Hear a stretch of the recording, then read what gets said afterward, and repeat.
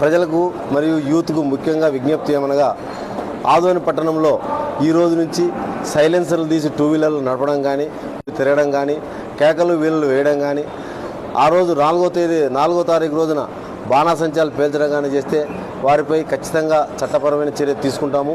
Non bailable సెక్షన్లో కేసులు నమోదు చేస్తాము. ఎంఆర్ఓ దగ్గర బైండ్ ఓవర్ చేస్తాము. రౌడీ షీటర్స్ కూడా వారి మీద ఓపెన్ చేయడం జరుగుతుంది.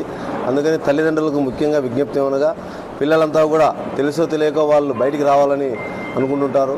వారందరినీ కూడా నియంత్రించి 6వ తేదీ వరకు ఎటువంటి ఇబ్బందులు లేకుండా శాంతి భద్రతలు కాపాడే దాంట్లో సహాయ సహకారాలు తోడ్పాటు అందించాలని ఆదోని ప్రజలను, ఆదోని పట్టణ ప్రజలు మరియు గ్రామీణ ప్రజలందరినీ కూడా పోలీస్ శాఖ తరఫున విజ్ఞప్తి చేసుకుంటున్నాం. ఎందుకంటే మేమంతా కూడా ఎంత బందోబస్తు ఏర్పాటు చేసినప్పటికీ కూడా మీ యొక్క సహాయ సహకారాలు లేకపోతే అది 100% సాధించడం అనేది చాలా కష్టసాధ్యమైన పని.